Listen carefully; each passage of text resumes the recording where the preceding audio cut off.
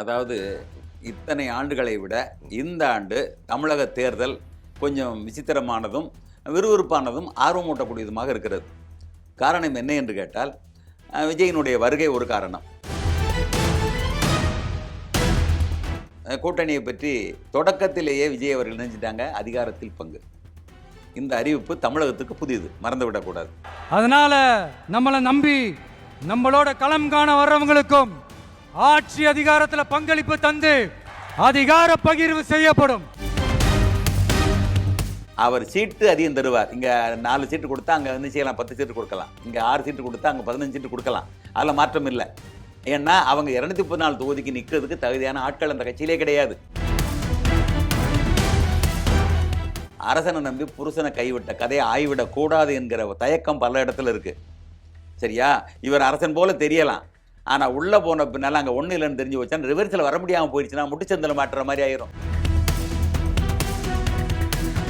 நல்லா புரிஞ்சுக்கோங்க. இதுவரை, அதாவது முந்தா நாள் வரை அண்ணாதிமுகவை இணக்கமாக கையாண்ட தாவேகா நேற்று என்ன செய்கிறது, கடுமையாக விமர்சனம் பண்ண ஆரம்பித்து விட்டது. தினகரனும் அண்ணாதிமுகவே இணைஞ்சு போச்சு, இவங்க தாப்பனமன்னு இணைய மாட்டாங்களா? தொகுதி எண்ணிக்கையும் கூட கேட்குறாங்க, அதே நேரத்தில் அதிகாரத்தில் பங்கு கேட்குறாங்க. இப்படிப்பட்ட நெருக்கடி தொடர்ந்து கொடுத்துக்கிட்டே இருக்காங்க. ராகுல் காந்தி மௌனமாகத்தான் இருக்கிறார்.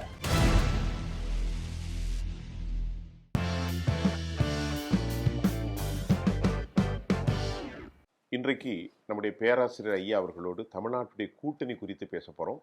எமது அமர்வுக்கு வந்திருக்கிற பேராசிரியர் ஐயா அவர்களை வரவேற்கிறேன். ஐயா வாங்க. வணக்கம். இப்போ கூட்டணி தமிழ்நாட்டில் 4 முனை போட்டி இருக்கு. பிரதமர் அவர்கள் வருகின்ற போது 8 கூட்டணி தலைவர்களை ஏற்றிருக்கிறார்.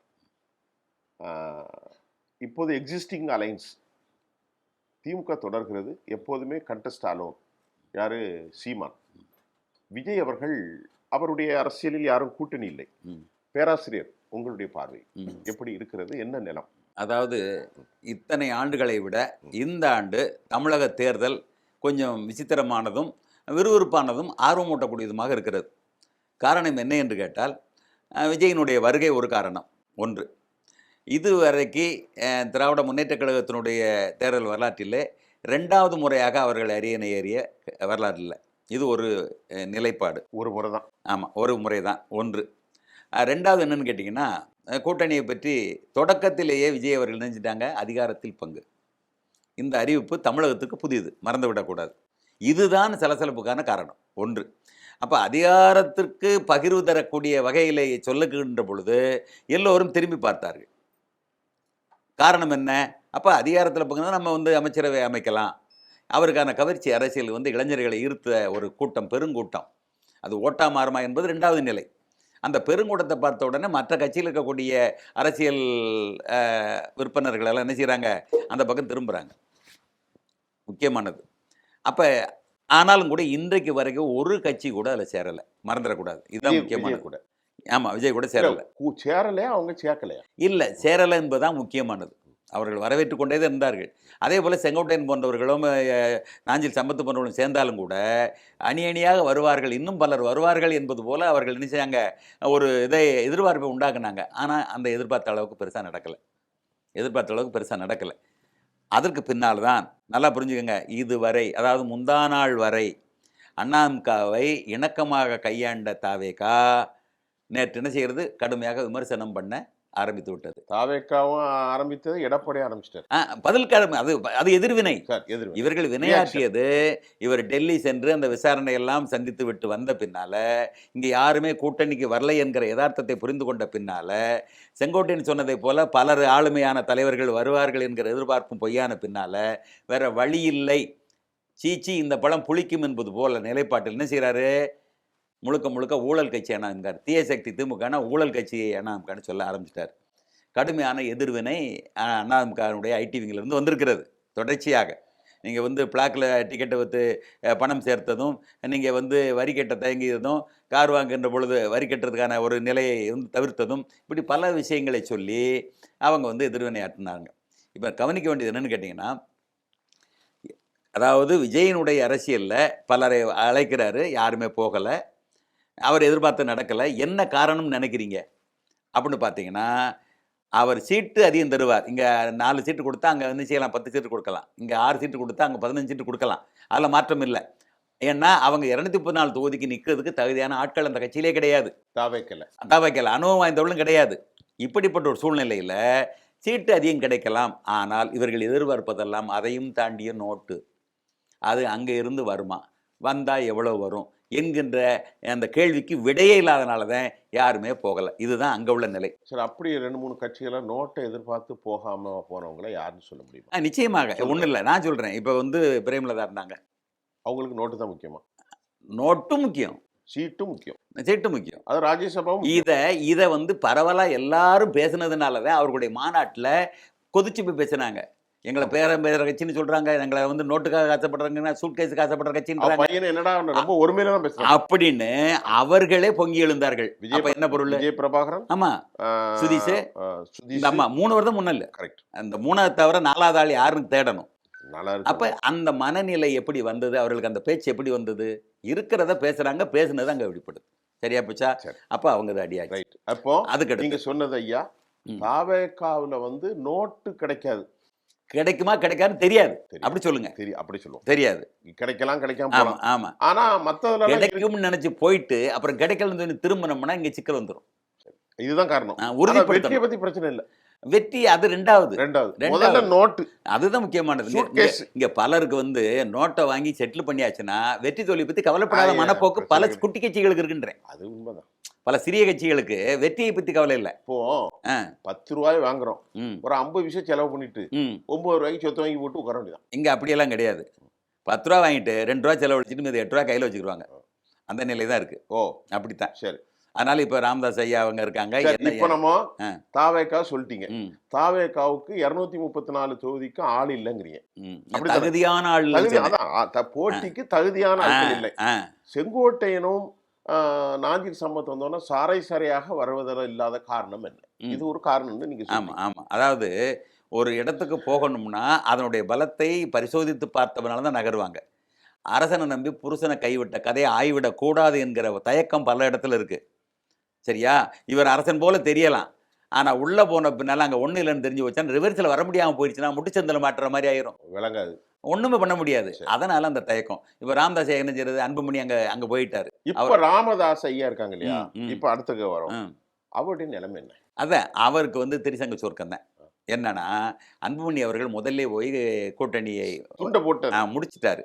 இப்ப இவருக்கு வருத்தம் என்னன்னா சின்னத்தையும் இழந்துட்டாரு, தலைமை இழந்துட்டாரு, கட்சி இழந்துட்டாரு, வயசாயிடுச்சு. முக்கியமானது அதுதான். அந்த ஒரு காரணம் தான். ஓட முடியாது. அப்ப என்ன செய்யறாரு? அவர் எவ்வளோ கெஞ்சி பார்த்தாரு, இந்த ஒரு ஆண்டு மட்டும் நான் தலைமை தாங்கிறேன், நான் தலைவராக இருக்கிறேன், நான் பார்த்துக்கிறேன் அப்படின்னு சொல்லி பார்த்தாரு. அது நடக்கலை. குடும்ப சிக்கல் வேற ஆயிடுச்சு. இந்த சூழ்நிலையில் இவர் என்னையை விட்டுட்டு நீங்கள் அவங்கள்ட்ட பேசுனதே தப்புங்கிறாரு. மாம்பழ சின்னத்தை நீங்கள் மாநாடு இதில் படத்தில் போட்டது வந்து நேர்மையற்ற செயலுங்கிறாரு. அப்படிப்பட்ட ஒரு நிலைப்பாடு எடுத்துட்டு இப்போ திமுக பக்கம் பேச்சு நடந்தால் அவங்க 3 சீட்டுக்கு மேலே கொடுக்க மாட்டாங்க. அப்போ வந்து அது ஒரு மிகப்பெரிய அசிங்கமான ஒரு சூழ்நிலை. அப்படிதான் செய்தி வருது. அதுதான் பெரியவருக்கு 3, பிரேமலதாக்கு 6. அதுதான். அது எவ்வளோ பெரிய ஆளுமை மிக்க தலைவரை நீங்கள் இப்படி வந்து சுருக்குனீங்கன்னா அவர் அதை மனசு ஏற்றுக்கிற முடியுமா? அந்த 3 பேர் தான் இருக்கிறாங்க. இப்போ ஜே.கே. மணியோ அவர் கூட இருக்கக்கூடிய ஒரு எம்எல்ஏவோ அல்லது ஒரு அவங்க மகளோ ஒரு 3 பேருக்கு தான் கொடுக்கறதுக்கான நிலை இருக்கு. கோப்பாமணி, ஆமா, அருள்மொழி, அப்புறமா காந்திமதி. அதான் சொல்றேன். குறைஞ்சபட்சம் 3 கணக்கு போட்டு தான் கொடுக்குன்னு நினைக்கிறாங்க. இவர் வந்து பழைய நினைப்பில் உச்சத்தில் நின்னார்னா அது நடக்காது. எனவே அவருக்கு ஒரு மிகப்பெரிய அவர் எங்க போகலாட்டம். இப்ப அவருக்கு இருக்கிற சாய்ஸ் நல்லா பாருங்க. அவருடைய அனுபவத்துக்கு திமுகலையும் போக முடியாது. ஒரு பேச்சுக்கு அதிமுகவிலையும் பையன் உட்காந்துட்டாப்ல. அப்ப இருப்பது தாவேகாவும் சீமானும். தாவேகாவுடைய வயசுக்கு இவர் போக முடியுமா? இவருடைய அனுபவம் போகலாமா? வயசு போக முடியுமா? போக முடியாது. சீமான் கூட்டணியே இல்லைன்றாப்புல. அவர் தலைமைக்கு கீழே யார் வந்தா அவர் சேர்த்துக்கிறோங்கிறார். அவ்வளவுதான் அவருடைய கணக்கு. அதுவும் ஒத்து வராது. இப்ப திமுகவில் பேசிக்கிட்டு தான் சொல்றாங்க. ஏன்னா அவர் வந்து வீம்புக்காக அன்புமணிக்கு எதிராக களமாடன்னு நினச்சி வீம்புக்காக போனால் திமுக தான் போன வேறு வழி இல்லை. ஆனால் நல்ல விஷயம் என்னென்னு கேட்டிங்கன்னா சமாதானமான முறையில் பேசி அங்கே பிஜேபிட்டையும் அண்ணாதிமுகவிலையும் எடப்பாடி அவர்கள்ட்டையும் பேசி சமாதானமான முறையில் இவர் கௌரவம் பாதிக்காத அளவுக்கு உள்ளே போய் இணைச்சிக்கிட்டா நல்லது. என்னுடைய பார்வை. எதில் போய் அண்ணாதிமுக கூட்டணிக்குள்ள தன்னை இணைத்து இல்லை தினகரனும் அண்ணாதிமுகவே இணைஞ்சு போச்சு. இவங்க தாப்பனம்னு நினைய மாட்டாங்களா? நினைய கூடாதா? வாய்ப்பு இருக்குங்கிறீங்க. வாய்ப்பு இருந்தால் நல்லதுன்னு சொல்ல வரேன். நான் என்ன சொல்றது, இவர் இறங்கி போய் மகனோடு இணைந்து கொண்டு இப்போ ஒரு 18 சீட் கொடுக்கான்னு அதுக்கு வச்சுக்கோங்க. வார்த்தை இருக்கு, நீர் அடிச்சு நீர் விலகுது. அதைத்தான் சொல்றேன். அதாவது கோழி மிதிச்சு குஞ்சு சாகுமா? அப்ப நான் என்ன சொல்றேன், அருமையான இதுக்கு நீங்க பேராசிரியர் கரெக்டா சொல்லிட்டீங்க. இல்ல இப்ப இதுக்கு வந்து சரியான வாய்ப்பு. அவர் கௌரவம் கெடாமல் அவருக்குரிய ஆட்களுக்கும் அந்த இதை வாங்கி கொடுக்க நினைச்சாருன்னா, இவருக்கு இப்போ உள்ள ஒரே ஒரு நல்ல சாய்ஸ் என்னை பொறுத்தளவுல வாய்ப்பு அது ஒண்ணுதான். சரி, இதுதான் அவருக்கு. சரி. இப்போ ம், இப்போ வாங்க, ம், இப்போ ஒரு மதிப்பீடு கேட்போம். ம், இப்போ இவங்கள்ட்ட வழக்கம் போல ம், ஆஸ்தான வித்வான்கள், கடம், மிருதங்கம், ம், தபேலா வைத்து ஒரு குரூப் எப்பவும் இருப்பாங்க. அவங்க அப்படியே பாடிக்கிட்டு இருப்பாங்க. அதே மாதிரி திருமாவளவன், ம், காங்கிரஸ் கட்சி, இடதுசாரிகள், ம், ம், இந்த இஸ்லாமிய அமைப்புகள், கொங்கு அமைப்புகள்லாம் போயிட்டு இருக்கு. ம், இப்போ இவங்க ஒரு 8 தலைவர்கள். ம், 8 தலைவர்ல ம், அமமுக 1, ம், பாமக அன்புமணி, ம், பாஜக எடப்பாடி, ம், இது அல்லாம ஜான் பாண்டியன், ம், பாரிவேந்தர் ஐயா, ம். நம்ம சண்முகம், ஏசி முத்தையா, சண்முகம். அப்புறமா ஜெகன்மூர்த்தி, ம், இவ்வளவுதான் இருக்காங்க. ம். வேற யாரும் இல்ல. ஜி.கே. வாசன். ம், இவங்க இந்த ஜி.கே. வாசன் இந்த எல்லாத்துக்குமே ஒரு 1/4%, 1/2% தான். ம். அவ்வளவுதான், அவ்வளவுதான். அவ்வளவுதான். இப்போ இவரு நம்ம டிடிவிக்கும் கூட 0.9% தான் இருக்கு. இல்லை அது இருந்தாலுமே, அதாவது தென்பகுதியில் இருக்கக்கூடிய முக்குலத்தருடைய வாக்கு கணிசமாக குறையுங்கிற ஒரே காரணத்தினால தான் அது வந்து ஒரு பிரச்சனை இப்ப நான் என்ன கேட்க, முக்குலத்தோர்கள், இப்ப அதான் கேள்வி. அதை கேட்டதை நீங்க பதில் சொல்லுவீங்க. முக்குலத்தோர்கள் கிட்டத்தட்ட 10 வருஷமா ஒரு டெலிபரேட்டாவே அவங்க ஒதுக்கப்பட்டாங்க. ம், இப்ப இவர் போய் சேரக்கூடாது, கட்சி ஆரம்பித்ததே அமமுக அதுக்குத்தான் ஒரு பெர்செப்ஷன் இருக்கு. ம், ம், அதை தாண்டி இப்ப சேர்ந்து தலைவர்கள் மாணிக்கராஜா போன்ற ஜமீன்தார் பரம்பரையில் உள்ளவங்க வெளியே போயிட்டாங்க. ம், ம், குமரி மாவட்டத்தில் ரத்தன்ராஜ் 3 மாவட்ட செயலர் போயிட்டாங்க. ம், ம், உண்மையிலேயே ம், டிடிவி சேர்ந்தது எடப்பாடிக்கோ இந்த கூட்டணிக்கு பலம் தருமா? ம். அதாவது நீங்க ஒரு ஒரு பக்கத்தை நீங்க பார்த்துட்டீங்க. இன்னொரு பக்கம் என்னன்னு கேட்டீங்கன்னா, இவர் இந்த கூட்டணியை தவிர்த்தால் அவருக்கு பல நெருக்கடிகளை சந்திப்பார். என்ன நெருக்கடி? அதுதான். அவரு நேற்றைய பொழுது என்னவாக இருந்தார், இன்றைக்கு எந்த நிலையில் இருக்கிறார், இந்த இடைவெளிக்கான காலம் என்ன? உதாரணமாக நம்ம வந்து பல வழக்குகள் நல்லா யோசிச்சு பாருங்க. ஒரு அவர் சொல்லிட்டாரு, அதுதான் எனக்கு அழுத்தமே இல்லை. இல்ல இல்ல 1000 சொல்லலாம்ங்க. அடி வாங்கிட்டு எனக்கு வலிக்கல அப்படின்னு சொல்றதுங்கிறது ஒரு இது இல்லை. நடைமுறையில் அவர்கிட்ட பல வழக்குகள் இருக்கு. சில சட்டவிரோதமான நிலைப்பாடுகள்லாம் முன்னால் இருந்ததுனால அந்த ஒரு அதாவது அப்படித்தான் சொல்ல முடியும். நான் அழுத்தத்தினால அல்லது பயந்துக்கிட்டு பண்ணணும்னு சொல்ல முடியுமா? இப்படி ஒரு சூழ்நிலையில் தவிர்க்க முடியாமல் அங்கே கூட்டணிக்கு வருவாங்கன்னு பலருடைய கணிப்பு. அரசியல் தெளிவாக கணித்தவர்கள் எல்லாம் கடைசியாக வந்து சேருவார்கள் என்று தான் அந்த முடிவை சொல்லியிருந்தார்கள். இப்போ பிடிக்கலன்னு விலகினவங்க வந்து ஒரு பெரிய விஷயமே இல்லை. ஒரு அமைப்பாக கட்டமைக்கப்பட்ட அந்த அமமுக ஒரு ஒரு ஒரு மதிப்பீட்டை உருவாக்கி இருக்கிறது. இவர்கள் பூரா இது வந்து முக்குலத்தோருக்கான ஒரு அடையாளம் என்பதில் உருவாக்கி இருக்கிறது. அதிலிருந்து பிரிஞ்சு போனவர்கள் அதை அடையாளமாக பிரியலை, தனி நபர்களாக பிரிஞ்சிருக்காங்க. வித்தியாசம் புரிஞ்சுக்கிறணும். அதிலிருந்து பிரிந்து போன 1-2 பேர் தனிநபர்களாகத்தான் பிரிந்து போயிருக்கிறார்கள் ஒழிய ஒரு அடையாளமாக இருப்பது தினகரன் மட்டும்தான். அவ்வளவுதான். அப்ப அவருக்கான அந்த இது இடைவெளி இருக்கத்தான் செய்யுது. என்னன்னா, அதாவது முக்குலத்தோருக்கான ஒரு அரசியல் அதிகாரமே பறிபோய் விட்டது எடப்பாடியால் என்கிற கோபம் தான் இருந்தது. ஆனால் இந்த முடிவு என்பது பிஜேபியினுடைய அழுத்தத்தால் ஏற்பட்ட முடிவு தான். அதுல மாற்று கருத்தே இல்லை. நீங்க சொன்னீங்க. ஆனா இது ஓட்டா டிரான்ஸ்பர் ஆகுமா, கன்வெர்ட் ஆகுமா? நிச்சயமாக. அதாவது எதிர்பார்த்த அளவுக்கு கன்வெர்ட் ஆகுதோ இல்லையோ, கணிசமான அளவு கன்வெர்ட் ஆயிரும். அதுல ஒன்றும் மாற்றம் இல்லை. ஏன்னா இன்னைக்கு உள்ள சூழ்நிலையில் எல்லாரும் என்ன செய்யணும், ஒரு இதை சமரசம் பண்ணித்தான் ஆகணும். ஏன்னா அரசியல்வாதிகளில் 90 விழுக்காட்டினர் தப்பு பண்ணிட்டு தவிச்சுக்கிட்டு இருக்கிறவங்க தான். இன்னைக்கு திமுகவில் கூட எத்தனை அமைச்சர்கள் பிடிக்குள்ள இருக்காங்க தெரியுமா? 13 பேர் இருக்காங்க. KNருக்கு 3 முறை சம்மன் அனுப்பியாச்சு. 2500 பேர் வழக்கு பதிவு 788 கோடி போட்டாங்க. அப்புறம் 3 முறை சம்மன் அனுப்பி வழக்கு பதிவு பண்ணணும்னு பிடிச்சிக்கிட்டு இருக்காங்க. எஃப்ஐஆர் போடல. எவ்வளவு நாளைக்கு? இந்த ஒரு மாதம் தானே, அடுத்த மாதம் எஃப்ஐஆர் விழுந்துரும். விழுந்தா உள்ள அப்ப அத்தனை பேர் வரிசையாக காத்திருக்கிறார்கள் எங்க வழக்கை சந்திக்கிறதற்கு. இப்படித்தான் எல்லா கட்சியிலும் இருக்குது. அதனால இந்த நெருக்கடிகளை தாண்டித்தான் அவர்கள் நினைச்ச விருப்பத்தை நிறைவேற்றணும். நெருக்கடி என்பது சாதாரணமானதல்ல. அப்படி அவங்க நிச்சயமாக இப்போ தனிப்பட்ட கூட்டணியை சொல்லிட்டீங்க. இந்த பலத்தை பத்தி சொல்லுங்க. பலம் நிச்சயமாக பல பட்டிருக்கிறது. ஏன்னா இங்க காங்கிரஸ் வந்து மிகப்பெரிய நெருக்கடியை கொடுத்து கொண்டிருக்கிறது திமுகவுக்கு. நல்லா யோசிச்சு பாருங்க. அது ஜோதிமணியா இருந்தாலும் சரி, வேலுச்சாமியா இருந்தாலும் சரி, பலர் அழகிரி பேசிட்டாரு. பேசாத நபர்கள் ரொம்ப குறைவு. எங்க முழுக்க முழுக்க அதிகாரத்தில் பங்கு இருந்தால் தான் திமுகவோட கூட்டணி. அதை 40 சீட்டுக்கு மேலே கொடுத்தா தான் இந்த 25 28 அந்த கணக்கில் 40க்கு மேலே கொடுத்தா தான் கூட்டணி. அப்போ தொகுதி எண்ணிக்கையும் கூட கேட்குறாங்க, அதே நேரத்தில் அதிகாரத்தில் பங்கு கேட்குறாங்க. இப்படிப்பட்ட நெருக்கடி தொடர்ந்து கொடுத்துக்கிட்டே இருக்காங்க. ராகுல் காந்தி மௌனமாகத்தான் இருக்கிறார். சொன்னாரா? டெல்லிக்கு போனாங்களே எல்லாரும், ஒரே வார்த்தை சொல்லி முடிச்சிருக்க வேண்டியதானே.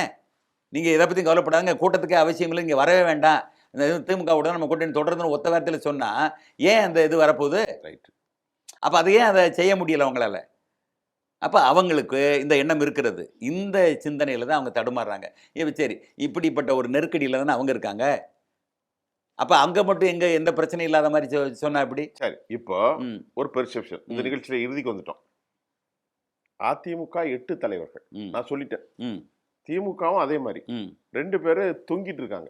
ஒன்னு பெரியவர் ஐயா அவர்களும், மற்றொன்று அம்மா பிரேமலதாவும். இவங்க இந்த பக்கமா அந்த பக்கமானு ஊசலாடுறாங்க. நீங்க ஏற்கனவே இதுல டாக்டர் கிருஷ்ணசாமியும் சேர்த்துக்கங்க 3வது ஆளா. ஐயா அவரை பத்தி ஒரு வார்த்தை சொல்லுங்களேன். இல்ல அதுதான் அவரையும் சேர்த்து. அவரு என்ன லெவல்ல இருக்காரு? இல்ல மறந்தே போயிட்டேன். புதிய தமிழகம் மறந்தே போயிட்டு. நீங்க மறந்துட்டேன்னு சொன்னா அதுக்கு நம்ம பொறுப்புங்கள்ல. இல்ல நான் மறந்துட்டேன். ஆமா, ஏன்னா அவர் இப்ப அதிகமா பேசாம ஒரு அமைதியா இருக்காரு. அவர் இப்ப சமீபத்துல மதுரையில மாநாடு போட்டாரு. மிகப்பெரிய எழுச்சியான மாநாடு தான் இருந்தது. அதுல எந்த மாற்றம் இல்லை. அவரும் கூர்மையான ஒரு அரசியல்வாதி தான், ஒரு தேர்ந்த அறிவாளி தான், அதுல மாற்றம் இல்லை. ஆனா அது காலத்திற்கேற்ற களமாட தவறி விட்டால், பின்தங்கி விட்டால், வண்டி முன்னால போச்சுன்னா அப்புறம் போராட வேண்டிய கட்டாயம் இருக்கும் என்பதை நம்ம என்ன செய்யணும்? அப்படி யோசிச்சு பார்க்கணும். வர முன்னாடி யோசிக்கணும். ஆமா, அதுதான் ஒரு பயணத்தை முன்னெடுக்கின்ற பொழுது நம்ம என்ன செய்யணும்? முன்னேறி போறதுக்கான வழியை பார்க்கணும். பரவாயில்ல, எல்லாரும் முன்னால் போட்டு நம்ம பார்த்துக்கிறோம்னு சொன்னா திரும்பி பார்க்காம போறவங்க இன்னைக்கு அதிக பேர். சரி, இந்த ஓட்டத்துல 3 பேர் இருக்காங்க.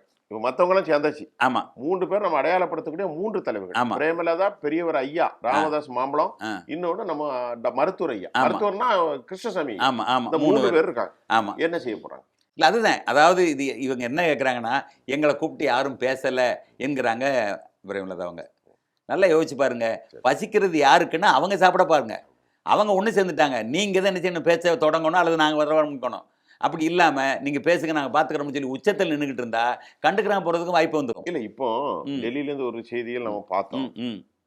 எதிர்பார்த்ததை விட எடப்பாடி தலைமை பலப்பட்டு இருக்கிறதாக வருது. அதுதான் உண்மை. அது உண்மைதானே? ஆமா, உண்மை. திமுகவுக்கு இவங்க தேவை இருக்குதானே செய்யும்? ஆமா, தேவை இருக்கும். திமுகவுக்கும் தேவை இருக்கும், அதிமுகவுக்கும் தேவை இருக்கும்ல. அதே நேரத்துல பயம் இருக்கிறது அவர்களுக்கு. இந்த அம்மா பேசக்கூடிய பேரத்தை அவர்களால் என்ன செய்ய முடியல, சரியாக எடுத்துக்கொள்ள முடியல. என்ன பேரம் அதையா சொல்லுங்களேன். ஒண்ணு இல்ல, சீட்டு பேரம், நோட்டு பேரம். எவ்வளவு நோட்டு? அது எங்க பாருங்க, இது நம்மளுக்கு தெரியுமா? நிச்சயமாக இங்க பாருங்க, நம்ம பேசுற மாதிரி இந்த லட்சம் கிச்சம்லாம் கிடையாது. கோடினாலும் 200 கோடி 300 கோடி 500 கோடி வரைக்கும் பேசக்கூடிய நிலைனா, ஒரு தொகுதிக்கு 10 சி கேக்குறாங்க, 30 தொகுதிக்கு 300 சீன்னு கணக்கு. ஏங்க ஒரு நல்லா யோசிச்சு பாருங்க. டிஎம்கே கொடுக்குமா? யாருமே கொடுக்க முடியாது. யாரும் ஏங்க, கம்யூனிஸ்ட் காலங்காலமா கூட இருக்கிறவங்களுக்கு 15 கோடி 10 கோடி கொடுத்துக்கிட்டு இருக்காங்க மொத்தத்துக்கு. சரி, இவங்க இப்படி கேட்டாங்கன்னா எப்படிங்க முடியும்? சரி, அப்ப முழுக்க கட்சி காசானா காலி ஆயிரும். சரி, இது அதான் சொல்றேன்ல, ஆசைப்படலாம் தப்பு இல்லை, ஆனா பேராசைப்பட்டு உள்ளதை இழந்துடக்கூடாது. நீங்க என்ன செய்யிட்டேன்னா, தங்க முட்டைன்ற வார்த்தை வைத்தறுத்து எல்லா முட்டையும் அள்ளிக்கலாம்னு ஆசைப்பட்டது மாதிரி இங்க இவர்களுக்கு சோகமான சூழ்நிலை. சரி, அதனால இந்த நிலையில அரசியல் சாணக்கியத்தனம் இல்லை என்பதுதான் என்னுடைய வெளிப்படையான குற்றச்சாட்டு. முதல் கட்டமா நீங்க ரொம்ப இன்ட்ரெஸ்டா பேசுங்க. அது சரி, நம்ம பேசுறதுல காரசாரத்தை தாண்டி எல்லாரும் பாக்குற மாதிரி இருக்கு. நம்ம தொடர்ந்து பேச போறோம். இன்னைக்கு 2 விஷயம் பேசியிருக்கோம். நாம இந்த நிகழ்ச்சிக்கு வந்ததுக்கு ஐயா பேராசிரியர் ஐயா அவர்களுக்கு ரொம்ப நன்றி. ரொம்ப மகிழ்ச்சி.